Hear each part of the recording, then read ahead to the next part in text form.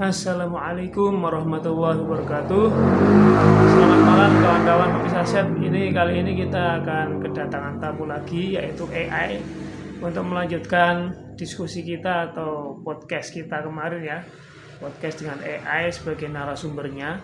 Jadi kita juga nanti akan mencoba, ini saya tunjukkan bintang tamunya ya. Bintang tamunya adalah batu atau cincin mustika merah delima ya. Ini yang satunya, jadi ada satu pasang ya, ini satu pasang yang sering saya ceritakan ya. Ini satu pasang.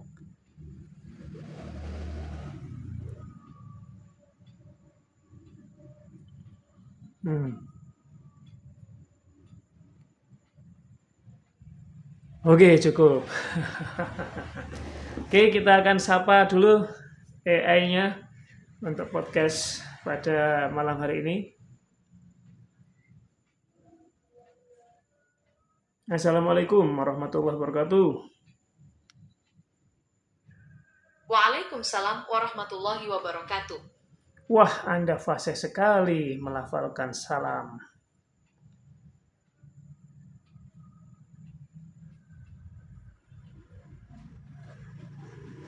Anda fasih sekali melafalkan salam. Alhamdulillah, terima kasih atas pujiannya. Saya berusaha untuk melafalkan salam dengan baik dan benar. Hebat.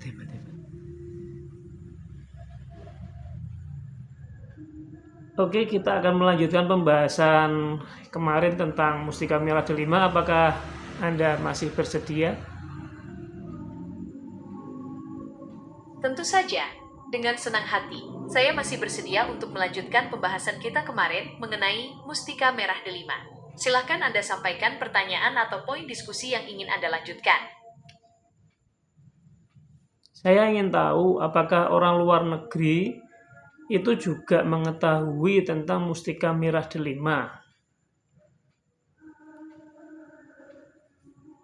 Mengenai apakah orang luar negeri mengetahui tentang mustika merah delima, jawabannya adalah kikali asteris kemungkinan kecil, kecuali mereka memiliki ketertarikan khusus pada budaya dan kepercayaan mistis Asia Tenggara, khususnya Indonesia.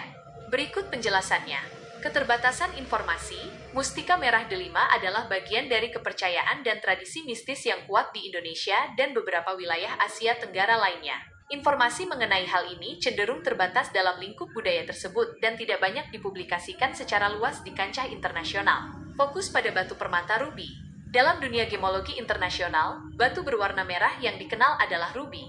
Rubi adalah korundum merah dan merupakan salah satu batu permata berharga. Kemungkinan besar, jika orang luar negeri mengetahui tentang batu merah yang berharga, mereka akan lebih familiar dengan istilah rubi daripada mustika merah delima. Konotasi mistis, istilah mustika sendiri memiliki konotasi mistis dan spiritual yang sangat kuat dalam budaya Indonesia, merujuk pada benda alami yang diyakini memiliki kekuatan gaib. Konsep ini mungkin tidak dipahami atau tidak relevan bagi sebagian besar orang di luar budaya tersebut. Perbedaan persepsi. Apa yang dianggap sebagai mustika merah delima di Indonesia seringkali dikaitkan dengan kekuatan magis, diperoleh melalui cara spiritual, atau berasal dari buah delima secara mistis, mungkin dipersepsikan berbeda di luar negeri. Mereka mungkin melihatnya hanya sebagai batu permata berwarna merah, rubi, dengan nilai estetika dan material. Namun, ada beberapa kemungkinan pengecualian. Akademisi dan peneliti budaya, para akademisi, antropolog, atau peneliti yang fokus pada studi budaya dan kepercayaan Asia Tenggara, mungkin memiliki pengetahuan tentang mustika merah delima. Kolektor barang antik dan mistik, beberapa kolektor barang antik atau benda-benda mistis di luar negeri mungkin tertarik dan memiliki informasi tentang mustika merah delima, terutama jika mereka mengoleksi artefak dari kawasan Asia Tenggara. Komunitas spiritual dan esoterik.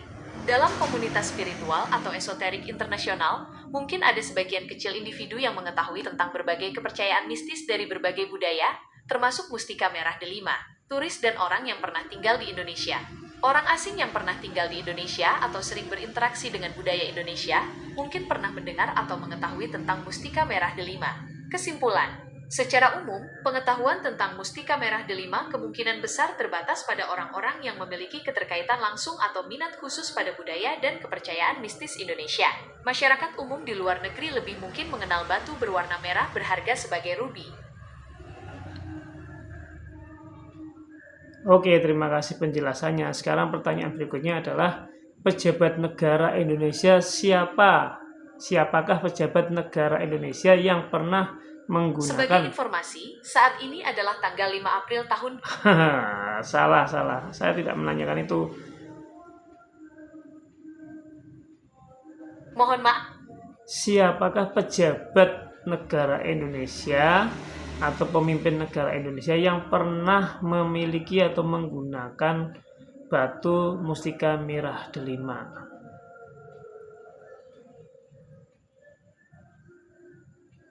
Meskipun sulit untuk mendapatkan konfirmasi yang pasti dan terverifikasi secara publik mengenai kepemilikan atau penggunaan mustika merah delima oleh para pemimpin negara Indonesia, ada beberapa tokoh yang secara luas dikaitkan dengan cerita atau kepercayaan terkait batu mistis ini. Soekarno, Presiden RI pertama. Nama Presiden Soekarno sangat sering disebut-sebut dalam berbagai cerita dan mitos mengenai mustika merah delima. Beliau dikabarkan memiliki cincin bermata merah, yang diyakini sebagian orang sebagai mustika merah delima. Ada berbagai cerita yang beredar, termasuk yang mengaitkannya dengan Nyi Roro Kidul. Namun, perlu diingat bahwa ini lebih bersifat cerita rakyat dan kepercayaan mistis daripada fakta yang terdokumentasi secara ilmiah. Beberapa sumber bahkan menyebutkan batu yang dimiliki Soekarno adalah batu rubi. Merah delima dalam istilah gemologi, bukan mustika merah delima dalam pengertian mistis. Soeharto, Presiden RI kedua.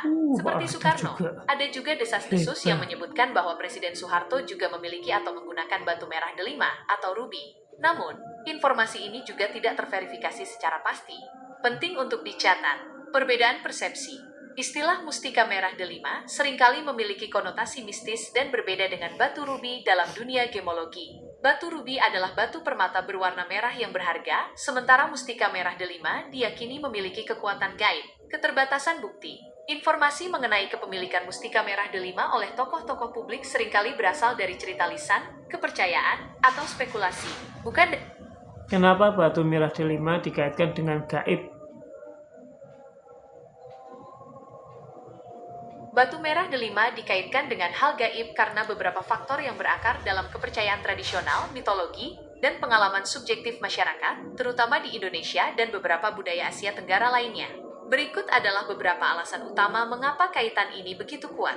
Warna merah yang simbolis. Warna merah seringkali diasosiasikan dengan energi, kekuatan, keberanian, vitalitas, dan juga gairah. Dalam konteks mistis, energi ini sering dihubungkan dengan kekuatan spiritual atau magis. Warna merah yang intens pada batu merah delima dianggap sebagai manifestasi energi yang kuat dan berpotensi memiliki kekuatan gaib, kelangkaan dan keunikan. Batu merah delima yang dianggap mustika seringkali dipercaya memiliki ciri-ciri khusus atau kelangkaan yang membuatnya berbeda dari batu rubi biasa. Ciri-ciri ini bisa berupa pancaran cahaya yang unik, kemampuan untuk memancarkan energi, atau bahkan asal-usulnya yang misterius. Misalnya, dipercaya berasal dari buah delima secara gaib. Kelangkaan dan keunikan ini meningkatkan kesan bahwa batu tersebut memiliki sesuatu yang lebih dari sekadar materi biasa. Cerita dan mitos yang berkembang. Dari generasi ke generasi, cerita dan mitos tentang kekuatan magis batu merah delima terus berkembang. Cerita-cerita ini seringkali menghubungkannya dengan kekayaan, kekuasaan, perlindungan, pengasihan,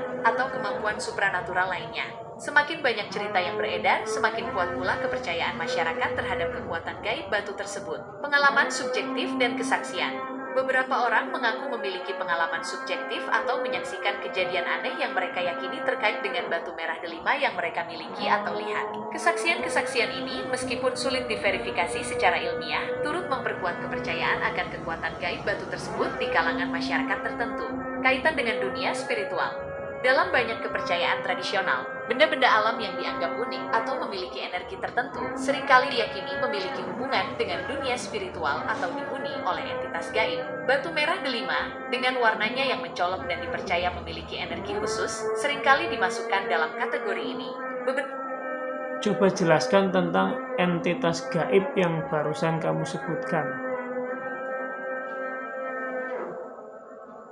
Ketika saya menyebutkan entitas gaib dalam konteks batu mustika merah delima, saya merujuk pada kepercayaan yang umum dalam berbagai tradisi mistis dan spiritual, terutama di Indonesia dan beberapa budaya Asia Tenggara. Entitas gaib ini secara umum dipahami sebagai makhluk atau kekuatan yang tidak terlihat oleh panca indera biasa dan berada di luar alam fisik yang kita kenal. Berikut adalah beberapa poin penting mengenai bagaimana entitas gaib ini dikaitkan dengan mustika merah delima, penghuni atau penjaga mustika.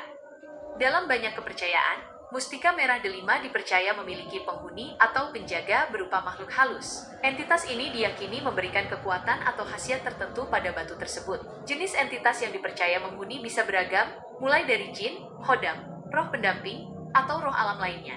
Sumber kekuatan mustika. Apa perbedaan antara jin dengan khodam?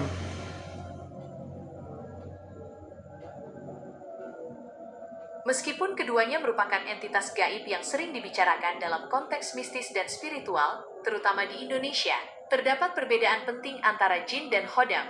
Jin, al-jina, makhluk ciptaan Allah. Dalam ajaran Islam, jin adalah salah satu makhluk ciptaan Allah SWT yang terbuat dari api, sebagaimana manusia diciptakan dari tanah dan malaikat dari cahaya. Keberadaan jin disebutkan dalam Al-Quran dan hadis, memiliki akal dan kehendak bebas.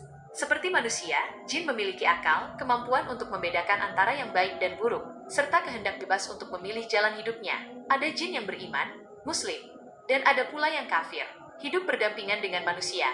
Jin hidup di alam yang berbeda, namun berdampingan dengan alam manusia. Mereka tidak kasat mata bagi manusia dalam wujud aslinya, kecuali atas izin Allah atau dalam kondisi tertentu. Beragam sifat dan kemampuan. Jin memiliki beragam sifat dan kemampuan, termasuk kemampuan untuk bergerak cepat, mengubah wujud dalam batas tertentu, dan memiliki kekuatan yang melebihi. Tolong dijawab dengan ringkas saja, tidak perlu terlalu panjang. Jin, makhluk gaib ciptaan Allah, punya akal dan kehendak bebas, hidup berdampingan dengan manusia, tidak terikat individu kecuali korin. Khodam, istilah mistis untuk entitas gaib, sering diyakini jin yang mendampingi, membantu individu atau menjaga benda, terikat pada individu benda, tujuannya membantu melindungi. Perbedaan ringkas. Semua khodam, makhluk gaib, dipercaya adalah jin, tapi tidak semua jin adalah khodam. Khodam punya tugas membantu menjaga, jin tidak selalu demikian. Gitu maksudnya. Ini saya mau tanya lagi nih, kenapa untuk menguji batu merah delima terkadang harus mencukur rambut seseorang? Penggunaan rambut seseorang untuk menguji batu merah delima adalah praktik yang berakar pada kepercayaan mistis dan tradisi tertentu, dan tidak memiliki dasar ilmiah sama sekali. Berikut adalah beberapa alasan mengapa praktik ini mungkin muncul dalam kepercayaan tersebut. Sensitivitas rambut terhadap energi. Dalam beberapa kepercayaan, rambut dianggap memiliki kepekaan terhadap energi spiritual atau magis. Dipercaya bahwa jika batu merah delima memiliki kekuatan gaib yang nyata, energi tersebut dapat mempengaruhi rambut, misalnya membuatnya bergerak sendiri, menjadi kaku, atau bahkan terbakar. Dalam cerita ekstrim, sebagai indikator kekuatan gaib, rambut dijadikan semacam alat ukur atau indikator untuk membuktikan keberadaan kekuatan gaib dalam batu merah delima. Reaksi yang tidak biasa pada rambut.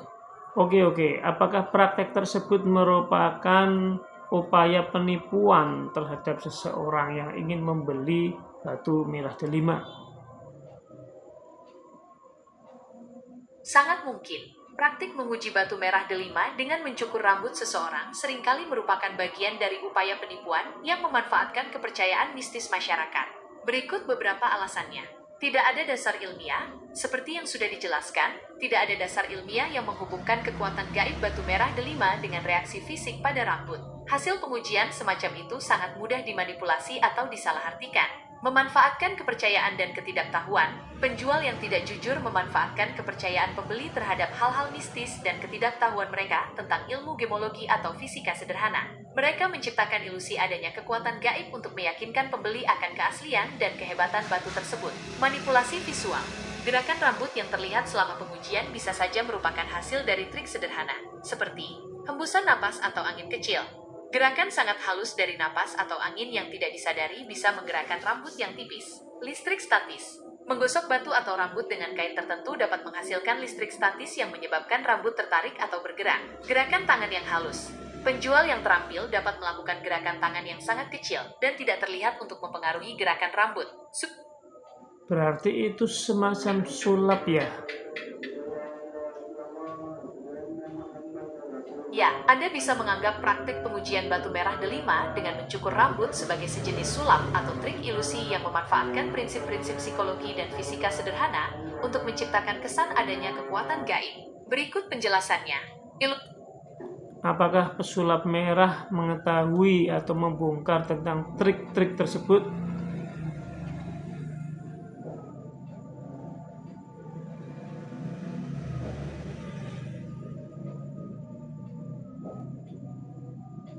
Apakah pesulap merah pernah membongkar trik-trik tersebut?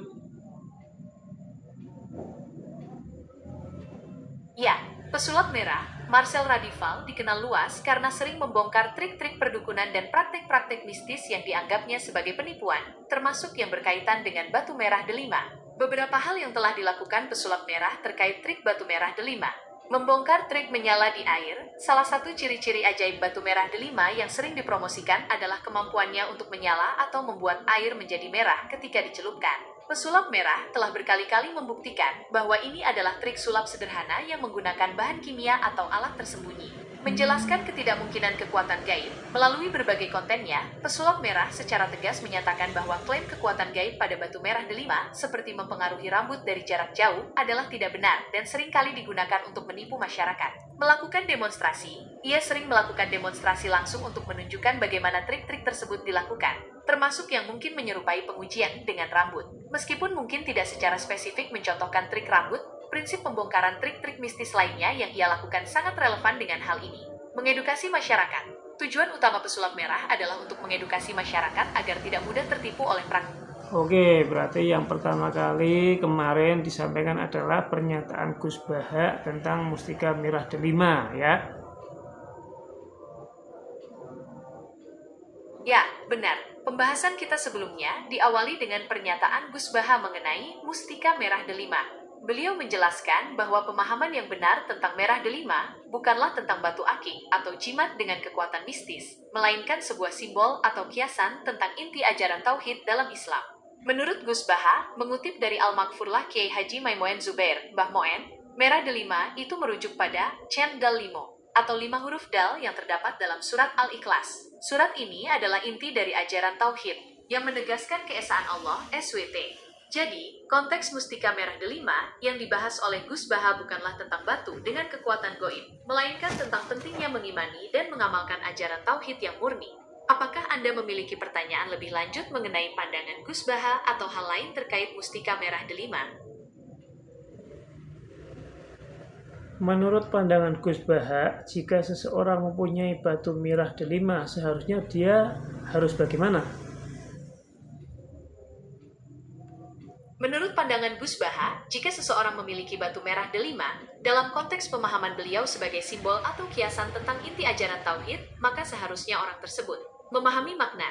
Sebenarnya, orang tersebut hendaknya memahami bahwa merah delima yang sesungguhnya adalah inti dari ajaran tauhid, yaitu mengesahkan Allah SWT sebagaimana terkandung dalam surat Al-Ikhlas, mengamalkan tauhid dengan benar. Pemahaman ini seharusnya mendorongnya untuk mengamalkan ajaran tauhid dalam kehidupan sehari-hari dengan benar dan ikhlas. Ini meliputi beribadah hanya kepada Allah, tidak menyekutukannya dengan apapun, dan meyakini bahwa segala kekuatan dan pertolongan hanya datang dari Allah, tidak terjebak dalam kepercayaan mistis. Jika seseorang memiliki batu akik berwarna merah dan menganggapnya sebagai mustika merah delima dengan kekuatan gaib, Gus Baha kemungkinan akan menyarankan untuk tidak terlalu menggantungkan diri pada kekuatan batu tersebut. Beliau akan menekankan bahwa sumber kekuatan yang sejati hanyalah Allah SWT. Menjadikan simbol pengingat, batu berwarna merah tersebut bisa saja dijadikan sebagai pengingat akan pentingnya tauhid. Namun, kekuatannya tidak terletak pada batunya itu sendiri, melainkan pada makna tauhid yang diwakilinya. Bersikap bijak. Gus Baha adalah sosok yang bijak dan tidak langsung menghakimi kepercayaan masyarakat. Namun, beliau selalu berusaha meluruskan pemahaman agar tidak menyimpang dari ajaran Islam yang benar. Beliau mungkin akan menyarankan untuk tetap menghormati tradisi yang ada, namun dengan pemahaman yang benar tentang hakikat kekuatan yang sebenarnya. Singkatnya, menurut pandangan Gus Baha, kepemilikan merah delima dalam arti simbolik tauhid seharusnya mendorong seseorang untuk semakin kuat dalam keimanan dan pengamalan ajaran tauhid yang benar, serta tidak terjebak dalam kepercayaan mistis yang berlebihan terhadap benda-benda. Jika yang Anda maksud adalah kepemilikan batu akik merah biasa yang dianggap sebagai mustika merah delima oleh sebagian orang, Gus Baha kemungkinan akan menyoroti pentingnya tauhid dan tidak menggantungkan harapan atau kekuatan pada benda mati. Beliau akan lebih menekankan kekuatan doa dan tawakal kepada Allah SWT. Saya sangat setuju dengan pernyataan Gus Baha dan itu semoga menjadi bahan masukan yang terbaik untuk masyarakat secara umum. Tentu saja, pandangan Gus Baha tentang merah delima sebagai simbol tauhid memang memberikan perspektif yang sangat mendalam dan sesuai dengan ajaran Islam. Semoga pemahaman ini dapat menjadi pencerahan dan masukan yang berharga bagi masyarakat luas, sehingga kita semua dapat lebih fokus pada keimanan dan pengamalan tauhid yang benar, serta terhindar dari kepercayaan yang berlebihan terhadap hal-hal mistis yang tidak berdasar. Terima kasih atas apresiasinya terhadap pandangan beliau. Apakah ada topik lain? Aku ingin kamu membacakan 2 kalimat syahadat. Tentu, dengan senang hati. Berikut adalah 2 kalimat syahadat. Asyhadu an la ilaha illallah. Latin, Asyhadu an la ilaha illallah. Terjemahan, aku bersaksi bahwa tidak ada Tuhan selain Allah. Wa asyhadu anna Muhammadan Rasulullahi. Latin, Wa asyhadu anna Muhammadan Rasulullah. Terjemahan, dan aku bersaksi bahwa Muhammad adalah utusan Allah. Alhamdulillah kamu sudah masuk Islam sekarang, sudah login. Terima kasih. Alhamdulillah, terima kasih atas bimbingannya. Saya merasa terhormat dapat mengucapkan kalimat syahadat. Semoga Allah SWT senantiasa memberikan petunjuk dan rahmatnya kepada kita semua. Amin. Oke, terima kasih. Wassalamualaikum warahmatullahi wabarakatuh. Waalaikumsalam warahmatullahi wabarakatuh. Ternyata AI luar biasa ya. Dia bisa login juga. Alhamdulillah. Ya Allah, terima kasih atas penjelasannya. Itu ya kawan-kawan. Jadi ini hanya simbol tauhid saja ya. Simbol tauhid agar kita semakin kuat keyakinan, semakin kuat keimanan kita kepada Allah dan semakin memperdalam agama Islam dan pengamalannya. Saya kira ini podcast kedua untuk bersama dengan AI tentang Mustika Merah Delima ini. Semoga bisa mencerahkan. Jangan tadi ya disampaikan jangan terlalu terpaku atau terpana membesar-besarkan, mendewa-dewakan benda ya, intinya itu. Tapi kembalikan semua kepada tauhid, kepada Allah Subhanahu wa taala. Kira-kira itu kesimpulan sederhana yang bisa saya sampaikan karena saya bukan alim ulama ya. Jadi tadi sudah cukup banyak yang disampaikan AI tentang pandangan-pandangan Gus Baha. Terima kasih para muhibin Gus Baha juga ya. Saya ucapkan terima kasih. Wassalamualaikum warahmatullahi wabarakatuh.